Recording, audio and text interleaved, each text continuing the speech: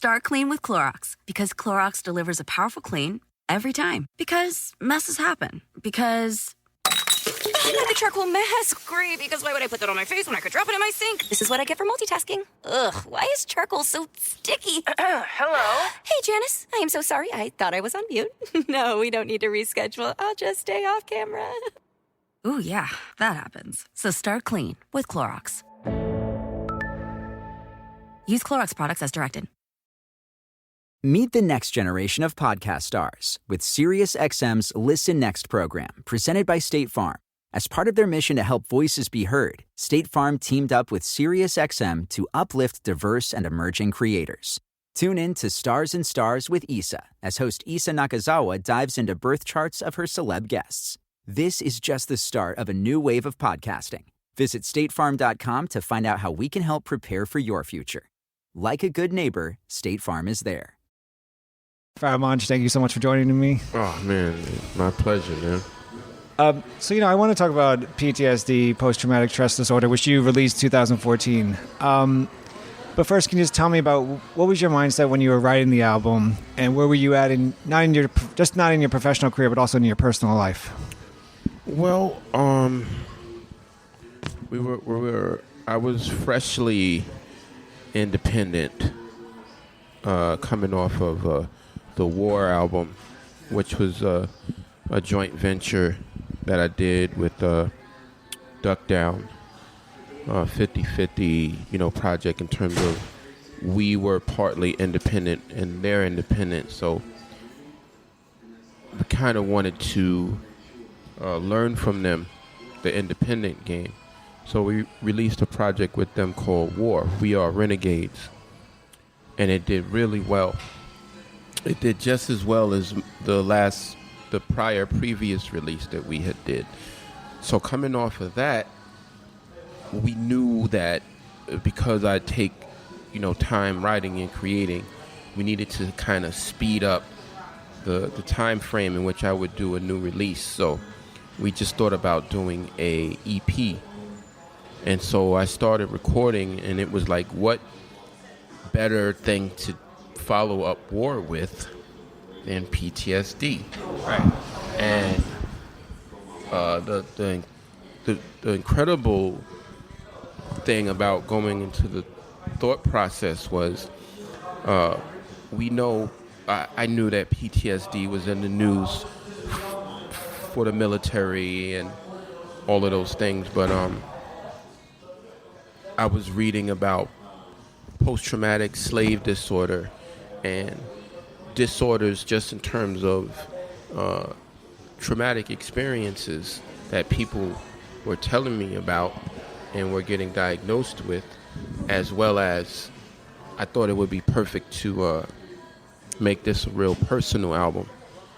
So that was the thought process. We were going to do an EP, and then two of the first three songs really came out really, really good, and we were like, this deserves to be a full-length project and not something that feels like we're putting it out until we do a full-length project. So again, going into it, I knew that I had to touch on my personal issues, because in the past it's very metaphoric, rhyming from the perspective of a bullet or some inanimate object. But this time I wanted to focus on Troy and what's in his head and who is he personally, and that's what the album became. As a whole album, a lot of artists, they do concept albums, but in the summary of the album says it's about blah blah blah blah, or we're taking on the role of this and this, but it's never. But then you sometimes listen to some tracks and you're like, I don't understand how this fits into the concept. Mm-hmm. But you've done that. You did that with this album. You made every track about some form of PTSD. Mm-hmm. How did you ensure that was going to happen, that you were staying true to what your original concept was for this album? Yeah, I just was talking recently about doing a master class coming up soon about performing and writing. And one of the things that I've learned over the years is committing to the thing, to the character, to the actor committing to the role.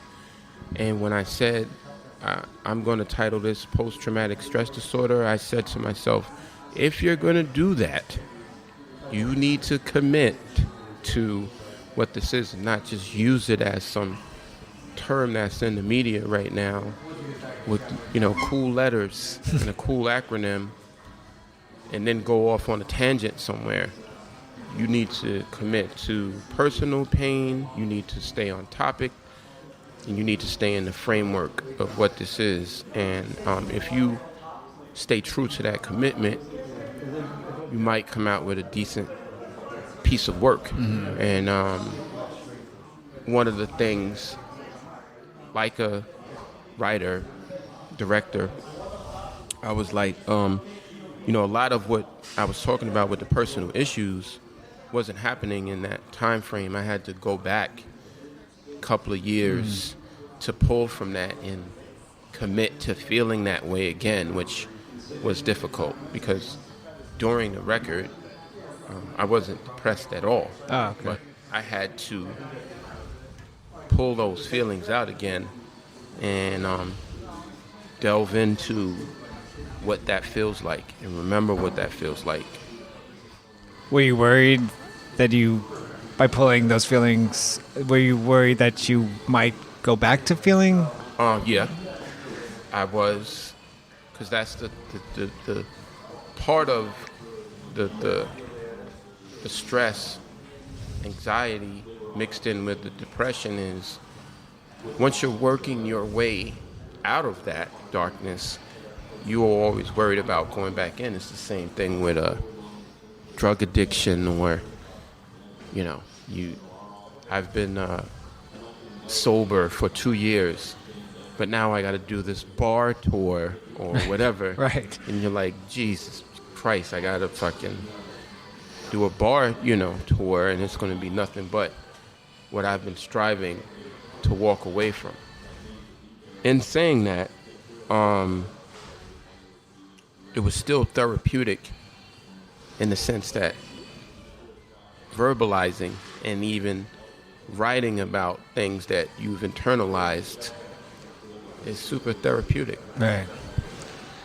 Before we go more into a lot of the tracks of the album, I want to know, and before we start a conversation, you talked about internal affairs and how you essentially recorded it from a closet.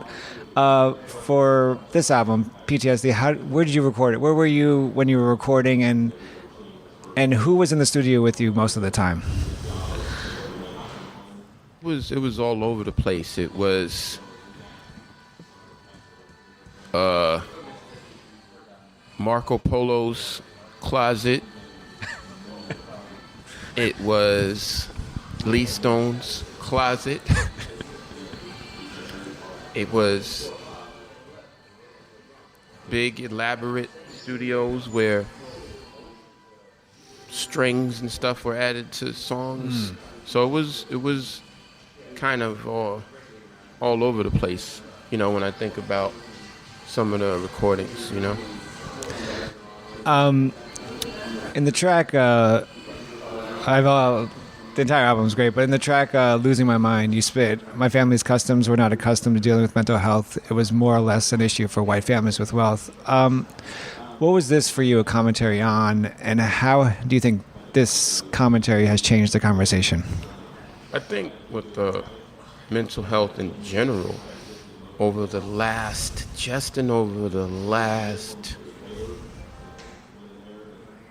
8 to 10 years, I would say black people are like, maybe I need to go get my head checked out. I think, from coming from a place of such resilience throughout generations of dealing with certain things, you got fathers going to work with unheard of, unfathomable conditions because the work has to be done, the bills have to be paid, there are no excuses.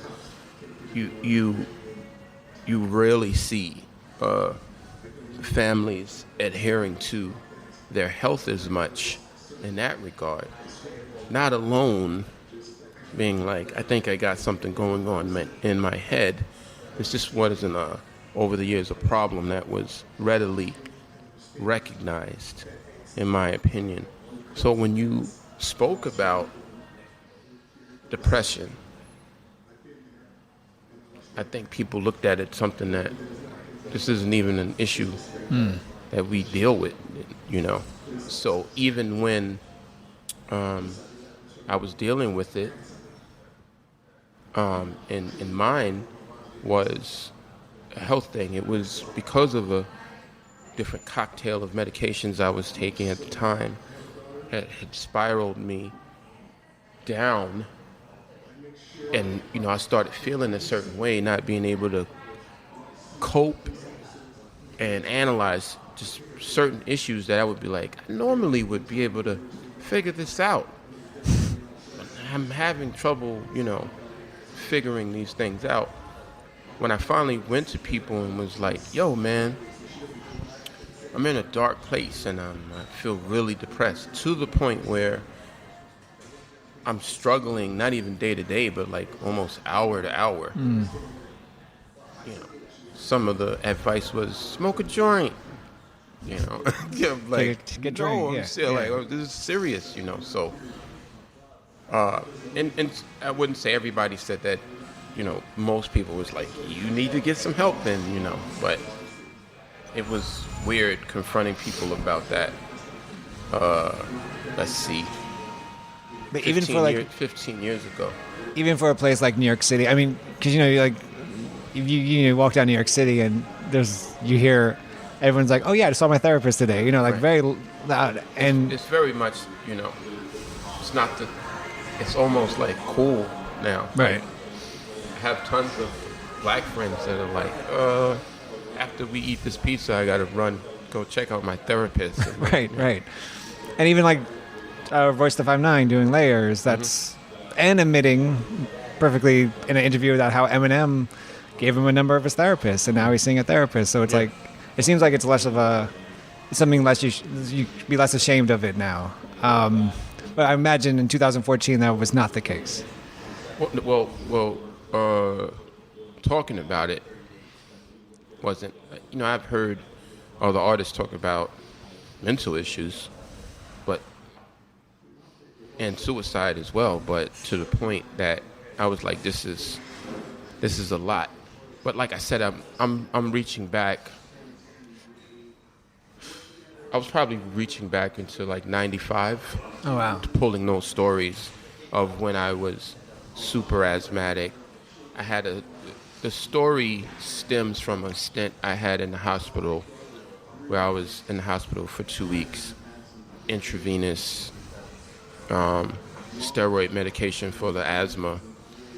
And when I came out, I was taking the pills by mouth as well. And I remember distinctively being like coming out of hospital situations before and just popping right back in and recording or playing basketball or whatever. But this particular time, I was just like, I don't want to go outside. Right. You know, was a blockage there, and I was just like, I didn't put the two together until, you know, I would say 2 months later, I went to a dentist appointment, and they had me write down the list of medications I was taking. And the dentist himself came out into the lobby, and he was like, Troy Jamerson? And I was like, and he took me back in like his office, and I was like, this is weird. And I sat in a chair, and he was like, I see here this list of medications that you're taking. I wondered if you knew that this combined with this causes severe depression. And I just started bawling because I was like, wow, I didn't put it together. But I was like, and at least I know now where the shit is stemming from, and maybe I could correct it. I called my doctor and was like, what the fuck? He was like, stop taking them. I'm like, I don't know. You told me to take the shit. But it's interesting. I mean, you're dentists of all people to diagnose. I mean, I have a doctor who, my child pediatrician. We were talking about him and I years ago were talking about some other health thing I had. It was a pain that no one could diagnose, and he said it best, and this kind of sounds similar. He said a lot of times doctors don't think outside the box, and you have to find that one doctor that's willing to think outside the box, and it sounds like you found that one doctor that thought outside the box for you. I'm just saying, I've been to doctors. I've been like, oh, you're doing blood work? Okay, give me my blood type, because I'm thinking about going on this blood type diet, specifically for whatever your blood type is. And doctors have been like, oh, wow, let me know how that, let me know how that works out for you. Shit. So they definitely don't think out of the box, I want to, I'm losing my mind. Mr. Porter does the hook for you. When you do sing, I know a lot of people like when you sing. So I'm just curious why choose Mr. Porter to sing on this track, but also, what do you think emotionally for this track what was he able to provide emotionally that as a singer that you thought maybe you couldn't do or do justice for?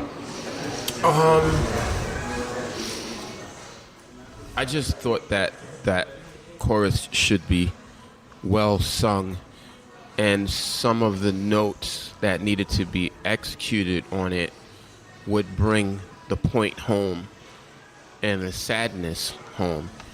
And we were me and my manager was wrestling back and forth with what to omit in terms of me singing, because the songs are personal. So he was like, a lot of this you're going to need to sing yourself to drive it home, because it's you.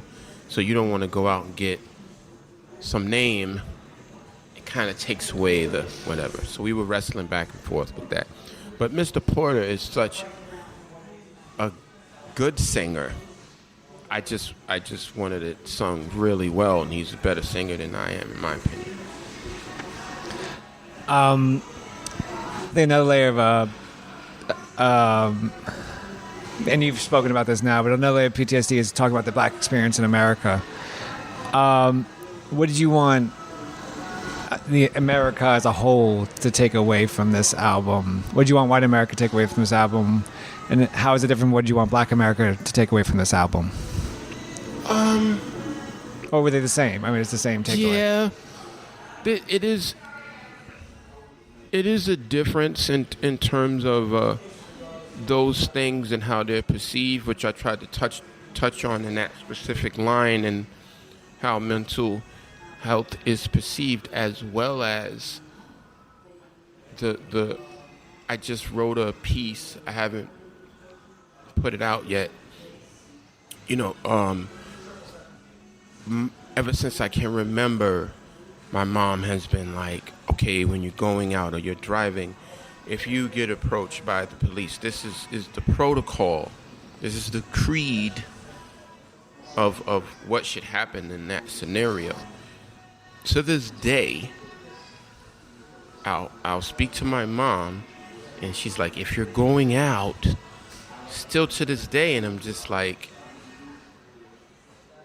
that in itself has a weight on it, that you're not freely going about to some friend's house or to some meeting. You have a protocol, and it's actually, after these events, it's actually a heavy weight to be like, oh man, I made a broken U-turn on a double. Yeah. You better hope. It's a traffic violation. It's like, I understand. Like, another dimension is my brother is retired in my PD. So if anybody could like put their feet in both shoes, But we would have this discussion all the time. I'm like, it's a heavy burden to be like, to drive and like, don't get lost. Was that illegal? You know. Yeah. It's just, so that in itself is stressful as well as the stresses of what you can see every day in impoverished situations. I think that brings about an unseen traumatic experience to some people that they don't even realize they're dealing with until it's discussed, which is why discussion is a must in these situations. And I mean, I'm fortunate enough to be able to write about it and put music out about it, which is therapeutic in itself. This interview, Right. you know, most people are not able to express that to anyone. So from that regard, to answer your question, you know, I kind of wanted white America to see that there is a heaviness, at least it was on me, just coming from where I'm coming from. I'm an older artist, and my family is not too many generations removed from one of the main things that is probably the heaviest thing to black people.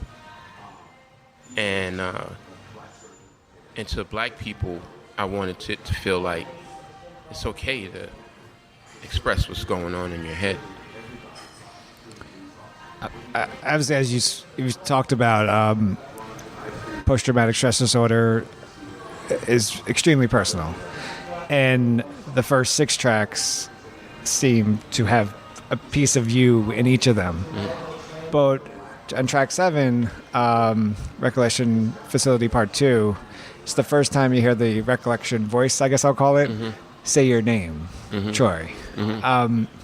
Why wait? Why then? Why does the voice say it then?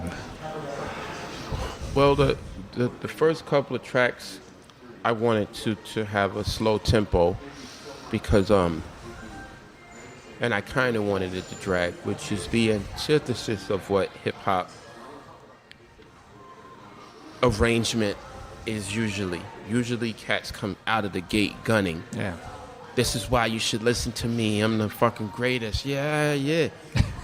This is, it was a risk for me to start off that slow, but I wanted people to immediately feel the drag of what it kind of feels like to go through a day of being depressed. Time moves really slow.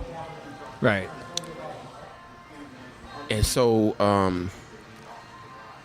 one of the sci-fi tinges to I tried to put in the writing was I went to a facility to try to they would extract these experiences from my head so I could be normal again. So they had the ability to go into my head, put these memories or whatever on a screen and just edit them out and then wake you back up. So the facility is saying to me at that point, this is not going to, if I remember the skit correctly, you're in here and we kind of tricked you in here, and this is not going to help you become what you once were. So wake up. Another thing that I may not have been successful with communicating is while I was asleep, a lot of time had passed. So when I went into there, years and years. It was like 10 years, Yeah. 2020, 2020, 2024. Yeah. But the next track, Rapid Eye Movement, which is featuring Black Thought. And obviously you guys kill it. Lyrically, it is that song that probably would quote unquote traditional hip hop, that would be the song you start out the album with, right? Like this is two lyricists going back and forth. What was your goal with this track, especially coming out of track 7? And then, what is it like working with? You've known him for years, I know, but what is it like working with Black Thought, the artist?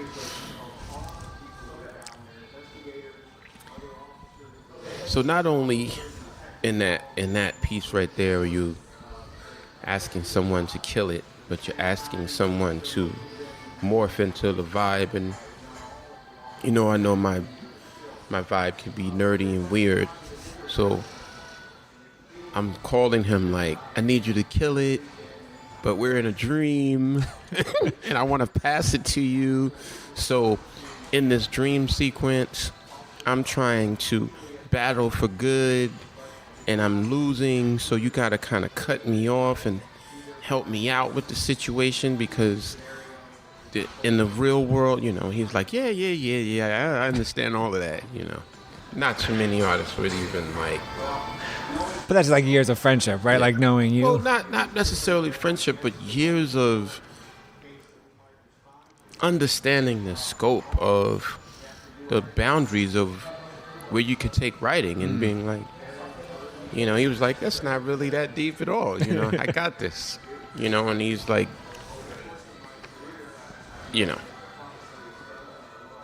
we asked a few other MCs, I won't say any names, and they were like, not touching that song. Really? Wow.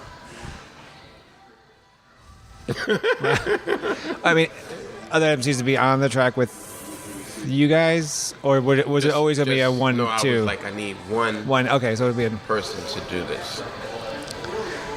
I actually want to continue doing more.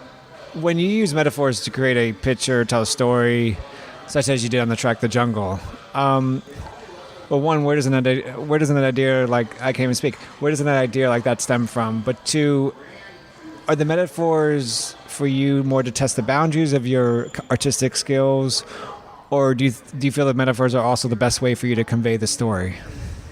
Both.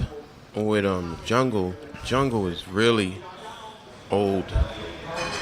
I wrote The Jungle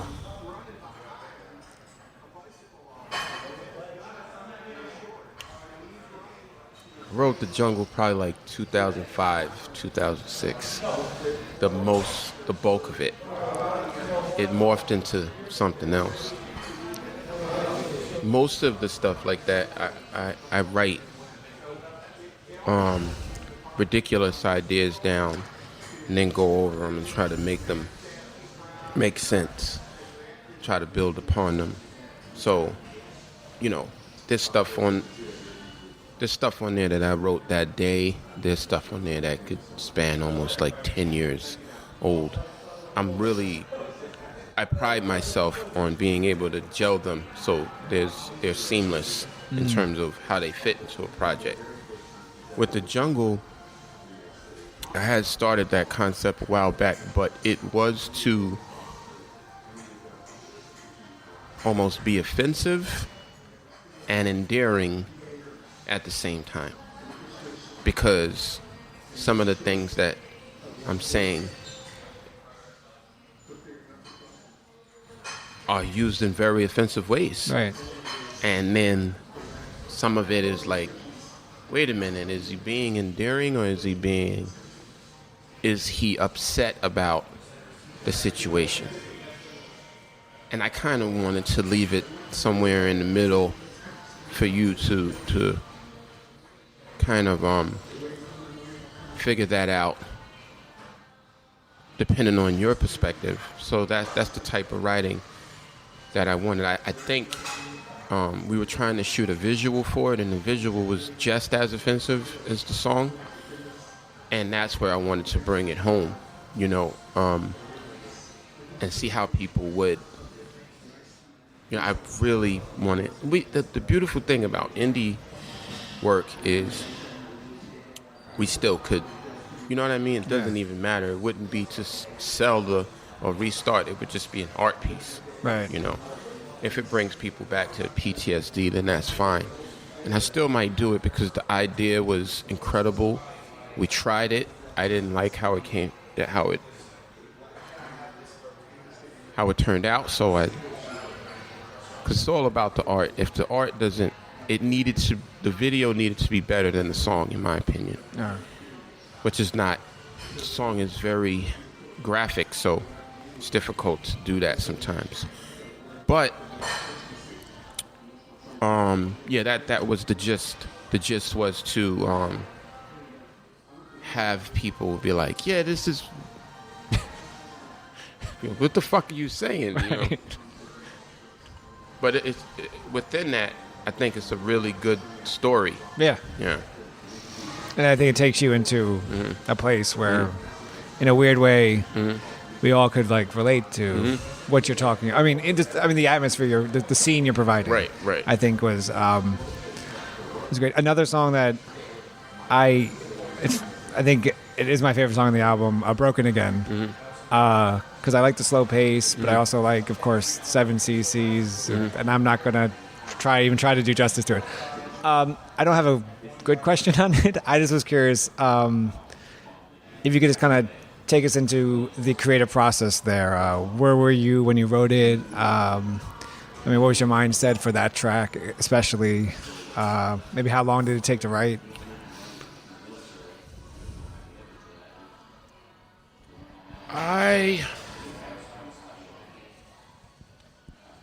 I knew that the song was sad.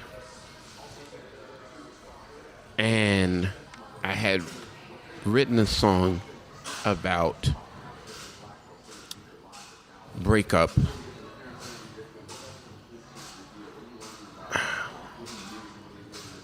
That never made an album. We put it out and it was really popular. Mr. Porter produced it.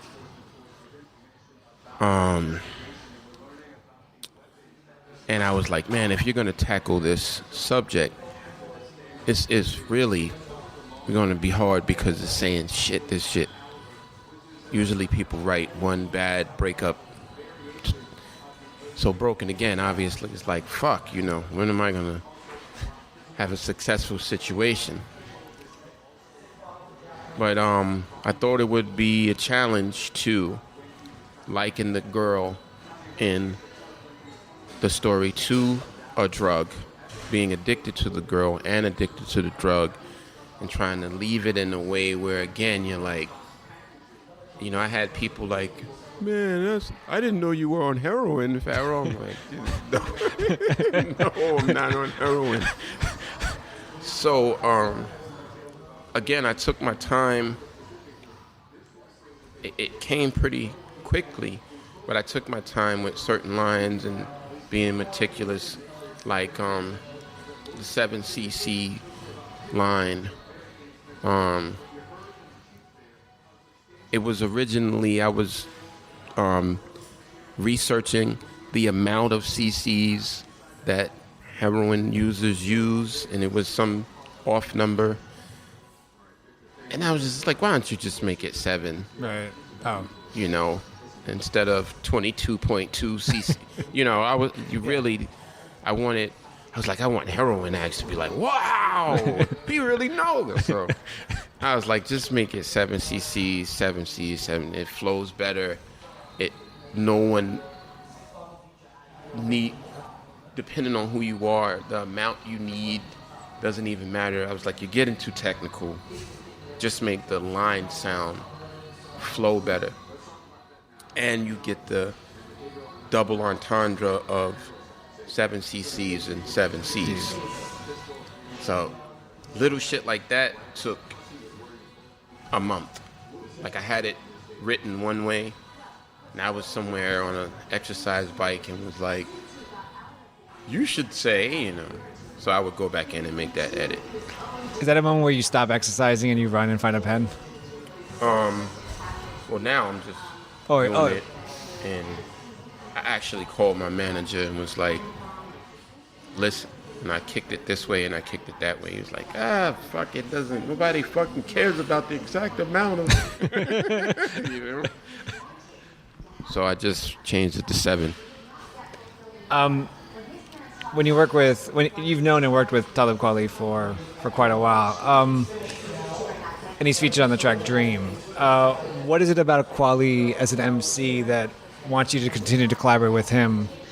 And then, do you remember the first song verse by him when you knew you guys had what made you think you had to do this track? That wasn't Dream, but it was something he did maybe on his own or a solo song?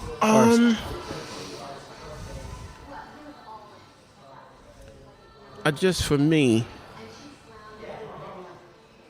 Kwa has a knack for writing inspirational things for me. You know, it's apparent he's written inspirational music for his fan base, but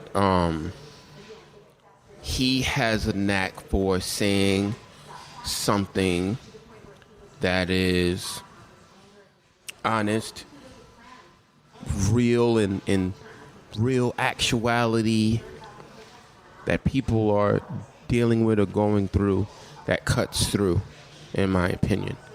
And I'm trying to get better at that because my shit is fantastical, you know. So moving forward into this new music, I want to get more of a balance of, man, that actually stuck to my gut in a way, you know. And I think he has a knack that he is, that's his thing, you know. So when it came to Dream, I just wanted to hear someone who's like, this is why you should do that. And these are some lines that make you think about that in a way. And also, he's a veteran. So with veterans, you get, as soon as you hear the voice, it connects with this tone already.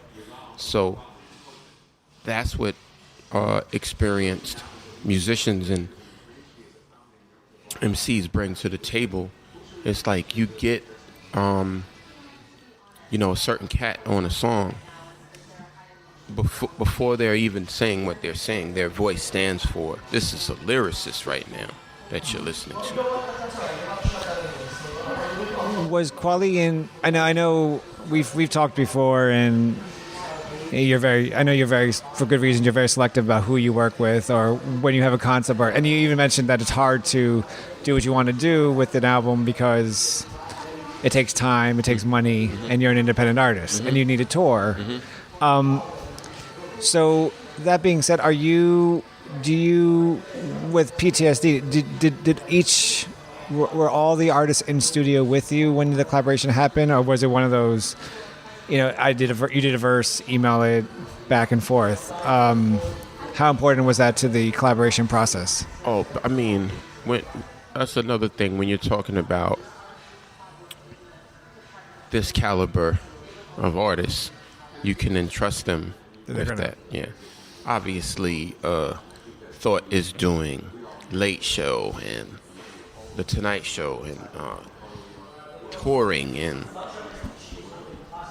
studio. He's a family man, so just getting him in the studio is a task in itself. So you're like, I'll send it to you, whatever. He's like, I'll record it on, I have some time this time, I'll go in and record it. Same thing with Kweli. He was on tour at the time, even going back to Royce on the War album, he did it in a hotel room on tour, and I'm not that. When he did that, I just was like, this is fucking amazing. Like, I'm not recording this shit in a hotel room. I need time to fucking, you know what I mean? Like, so that's the caliber that these cats saw. I really relish working with people like that because they, to me, are the Miles and Coltrane's and Quincy Joneses and of my generation at what we do. I was looking at Royce in the hotel room like, this is ridiculous. You know what I mean? Yeah. I know some of the stuff is gathered, but it's still, commitment and repetition. This is something I want to do. I've been doing it. So let's get it going. You know what I mean? And I really respect that. There's other artists featured on the album, and I want to see if you give me a few, a sentence or two about each of them. Not just me, but also the readers. So let's start with Danan, who's featured on "Losing My Mind." What is it like working with Danan on an album, on a track, on this track in particular?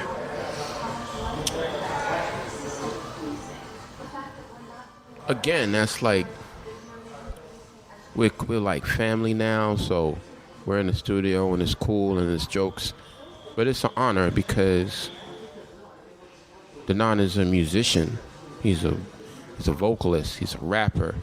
He's toured. He's worked with Eminem. You talk Dre. You're talking about sonic and frequency experience, as well as he's not just making a beat. Like, he's a producer. So, again, you were in the studio with Danan. You feel like a safe space because you know that all of those things are going to be being looked at simultaneously, as well as you could do that better. I think you could. He's producing Him to you, yeah, saying you could do that better, yeah, and vice versa. Or, yeah. Dr. Pete. I sent that to a friend of mine who lives in the UK. And their father speaks is an actual doctor. Okay. And in the medical field. So I was like, if I'm going to make this sound, close to authentic, I might as well send it out there to get it done. So I just sent it out there. I scripted it. And of course, Vernon Reid on Stand Your Ground. I mean, what is it like working with Vernon? I mean, obviously he's doing a lot. What was that collaboration experience like? Again, man, this is great questions because sometimes, you don't realize the magnitude because some of these people are close-knit and friends of friends and respect your work so much. You're like, yeah, do something for you, do something for me. Let's do it. But then when you think about history, it's like, wow, I got fucking Vernon Reid on my record. So yeah, he's just genius, man. I mean, the times that I've worked with him and he's done solos, I still listen to those arrangements and I'm like, what is this guitar saying? What is this phrasing? What would be the vocal leaves or the words to the pain of these notations? Not a lot of, you can't say that about a lot of musicians. So I really, I'm working on something with Living Color now, the verse. So, yeah. Post-traumatic stress disorder is as we established at the top, is. Let me just talk about. Oh, I'm sorry. If you don't have Lee Stone and Bad Motherfucker and Dream, as well, it's something that was extensive, actual vocal production. Like I came off tour and was severely hoarse. And I was like, I want to record, Bad Motherfucker while I sound like this. And we were cutting those vocals for, hours, just like trying different voices and different shit. So yeah, he's another one who is a producer. Yeah. Right, and I want to talk about the producer because what always fascinates me is. I understand when you say do lyrics. Mm-hmm. I understand lyrics, mm-hmm. and most people do. But understanding a beat or understanding an instrumental is a lot harder. Mm-hmm. I think for a lot of people. Mm-hmm. So when you do a concept album like this, and you have producers such as Lee Stone, and the Step Kids, and you have all these, and Marco Polo, mm-hmm. obviously great people to work with. How did you ensure Pharoahe Monch, that you had this album, this concept. How did you ensure that the music was going to be able to speak what you were, the concept?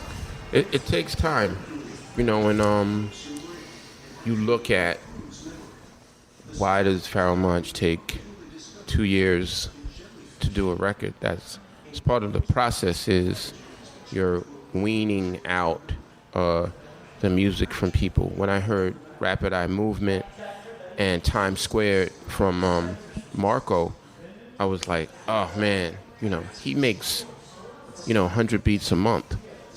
When he played Times Squared, I was like, oh my God, I've been searching the world for something like this. I was like, I need this song, and he just played it to me like, oh, it's one more thing I want to play you. I'm like, that's it. Yeah. Most of the stuff is like that with me. I'll listen and listen and listen. I'll be like, that's it. This goes here. This will go here. That will work in this position. So, and it takes time when you're working with different producers to try to pick things that sound cohesive.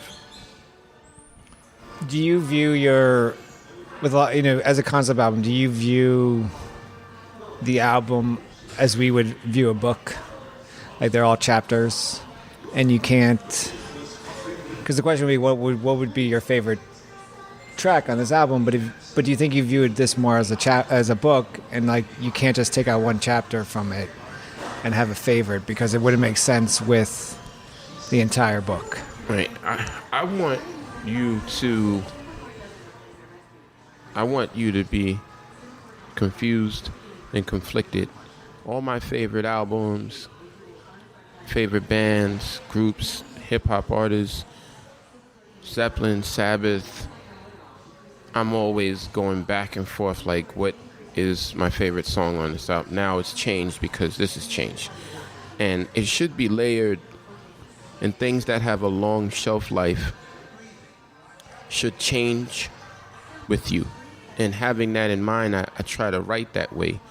Even Broken Again is a song that should mean something different to you at 37 than it did at 21, because your experiences change. So now the interpretation of the song might be a little different after you've divorced, after you've had a breakup. Or love songs should do that, because the love of your girlfriend is different than the love of your wife, which is different than the love of your firstborn child, Saul Love. So scripture is that way too. You read Quran, Bible, whatever, it's supposed to have new meaning again. So I try to write songs that way too, so you can go back and be like, man, I didn't look at that way before. That's how I look at the songs as well. I mean, personally, I'm supposed to, when I revisit that album, I'm supposed to get to Times Squared and be like, man, I overlooked this song and went straight to these songs, but now this song I'm really grooving off this record right now. So it's hard to pick in that sense, because I jump around. I have two more questions, but I want to go back to something you said earlier about how we talked about how this album wasn't the traditional hip-hop album that track one, it would be Rapid Eye Movement, right? Mm-hmm. Like, boom. You say it's a slow moving album. Is that why you did, I think, from my point of view, little quote-unquote tricks with lyrics or with your vocals? Like, for example, Times Square, you did the stuttering. Mm-hmm. Was that a way of kind of captivating your... Making it more exciting? Yeah, making it more exciting for your audience? Definitely. I had that in mind, and the character in that story is starting to get anxiety over the situation. So, and again, I just met with Marco. We were shooting a video for something he did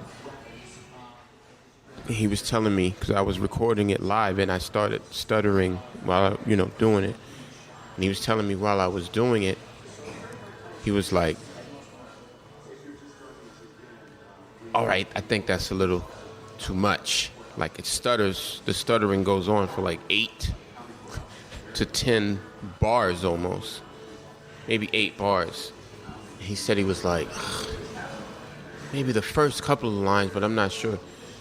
And then he said he kept listening to the song, and he's like, I admit when I'm wrong. Wow. I love it. You know what I mean? So it's a style choice, but I definitely was like, I'm not fucking changing it. You know. Post-traumatic stress disorder is reason I like it for many reasons, but I think it's one of those timeless albums. And we're in 2016, and it's timeless for obviously for many reasons, because people are still dealing with PTSD, whether you're a military vet, whether you're just a kid growing up, and also with current events. What is that like for you as you're an artist, but you're obviously also a person that's seeing things that are happening in his community. What is that like to have this timeless album, but it's timeless kind of for, quote unquote, sad reasons? How does that make you feel?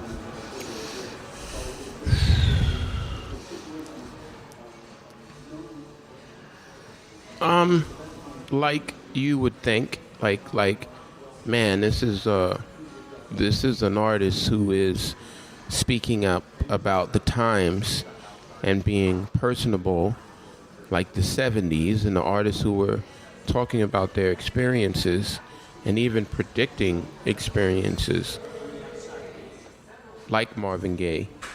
And I'm sure we still listen to that song, and it's a beautiful song. And when you realize that the things that he's talking about in the song we're still dealing with, it's a sad song in that regard. Obviously, it's like, man, big up to fucking, Marvin for what's going on. But it's a sad ass song, and if you haven't evolved from the stuff that he's talking about. Same thing with PTSD. It's pretty heart-wrenching to look, to remember back when I was in grade school and I looked at 2016 like space cars, flying hovercrafts, Back to the Future was right.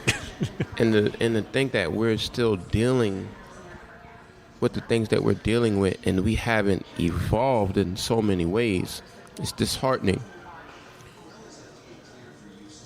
But some artists just got to make music that reflects the time, and even go further than that. Even in the new music, there's stuff I'm saying in the new music that's just like, I couldn't even, I might have to scrap the song just based on the events that just happened, So I'm constantly trying to project good and the bad, the worst of the bad, and moving forward, the best of the good.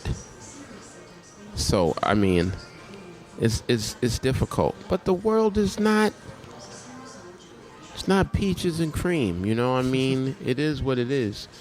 And a beautiful thing about it, I found myself this week laughing and having some happy times, because if you look to Facebook and Twitter and social media and CNN to bring that into your world, you're going to be disappointed. We have to find our own, happiness. So I've been finding some happiness in some of the music I've been doing and some of the silly shit, because we will be inundated with the fuck shit. We don't have to worry about that. This Pharoahe Monch album, PTSD, came out 2014. Pharoahe Monch, thank you so much for joining me on Red Bull Music Academy Key Track Series. Thank you, man. I appreciate it. Whether you're you're a morning person or a bedtime procrastinator, everyone deserves a mattress that works for their style. And you'll find the best mattress for you at Ashley. The new Temper-Adapt collection at Ashley brings you one-of-a-kind body-conforming technology, making every sleep tailored to be your best. The collection also features cool-to-the-touch covers and motion absorption to help minimize sleep disruptions from partners, pets, or kids. Shop the all-new Temper-Adapt collection at Ashley, in-store or online at ashley.com. Ashley, for the love of home. Meet the next generation of podcast stars with SiriusXM's Listen Next program, presented by State Farm. As part of their mission to help voices be heard, State Farm teamed up with SiriusXM to uplift diverse and emerging creators. Tune in to Stars and Stars with Issa, as host Issa Nakazawa dives into birth charts of her celeb guests. This is just the start of a new wave of podcasting. Visit statefarm.com to find out how we can help prepare for your future. Like a good neighbor, State Farm is there.